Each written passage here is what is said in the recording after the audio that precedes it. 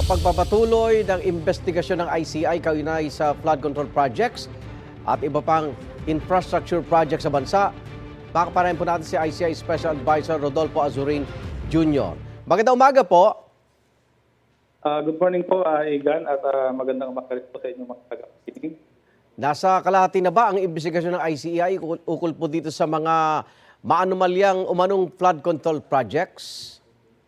Bali, sa ngayon po ay ang tinututukan po natin yung 421 na cases na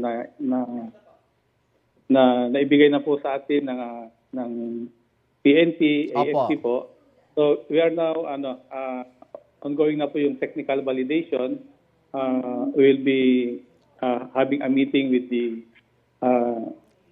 different engineers ng AFP, PNP, as well as yung mga volunteer engineers para puntahan na po nila yung mga respective areas na na-identify po ng 421 nationwide po. So hindi pa ho beripikado sa kabuuan yung 421 na ghost flood control projects?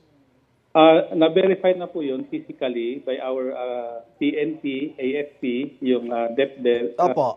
DepDev. Ngayon po, ang next phase po kasi dyan is yung technical validation po. Opo. Wherein yung engineers na po ang magsasabi po na ito pong mga to ay non-existent at talaga pong ghost projects po. Wala talagang walang ginawa? Yes, opo, na walang ginawa po. And then after po noon, papasok na po tayo dun sa second week wherein yung case build up na po ng ating mga investigador.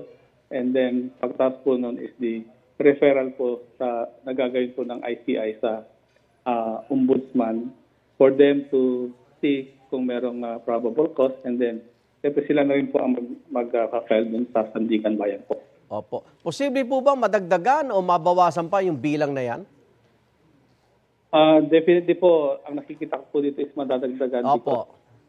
Out of the 29,000 nga po na-identify na flood control project, bali 8,000 po yung na-validate physically ng ating mga AFP, PNP, and yung DepDev. Opo. So, madadagdagan ko kasi po, nagbabacktrack po yung ang kino-cover po kasi natin dito is the 2016 to 2025 po. Opo. So, madadagdagan po yan, Igan. Opo. Yung DOJ po ay nagsampa na ng kaso sa ombudsman, sa ilang mga personalidad.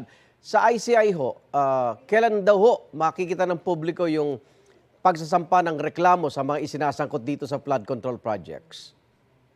Ito nga po, Igan, yung pinakita po natin yung process flow nung Lunes. Opo. So definitely po pag na kumpleto po lahat yung at yung mga reports po ay darating po sa amin, tuloy-tuloy po yung proseso and yung sa pagsampa po ng kaso. Opo.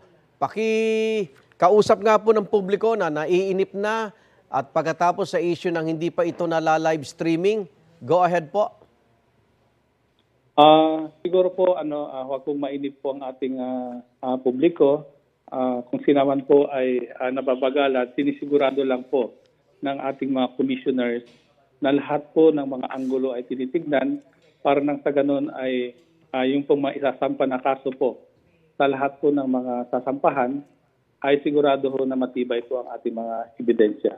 Opo. So, tawagan din po kami na pagtiwalaan po natin yung ating tatlong commissioners. Opo.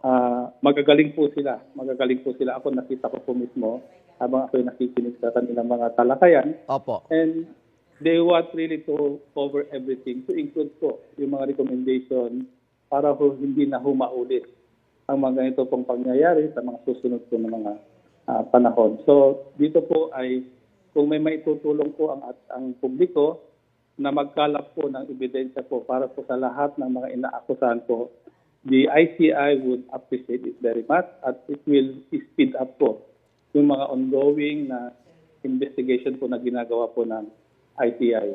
Opo.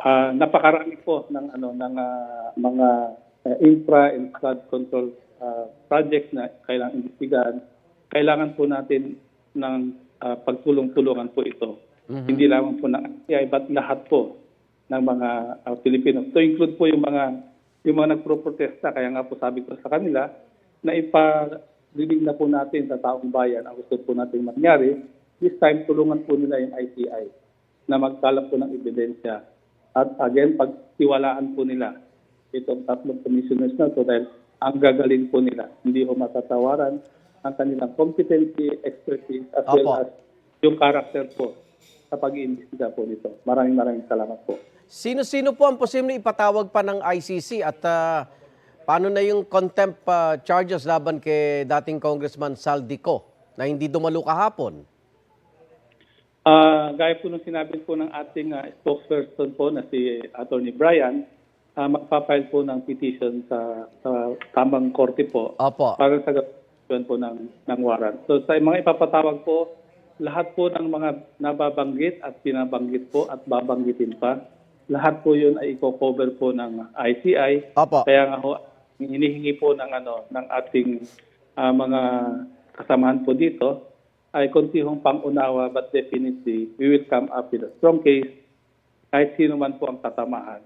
Opo. Gaya po sinasabi po ng ating Pangulo na wala ho tayong i-spare po sa investigasyon po na ito. Okay. Maraming salamat po, ICI Special Advisor Rodolfo Asurin Jr. Ingat po. Maraming salamat po, Igan, at mabuhay po kayo. Igan, mauna ka sa mga balita, mag-subscribe na sa GMA Integrated News sa YouTube para sa iba't ibang ulat sa ating bansa.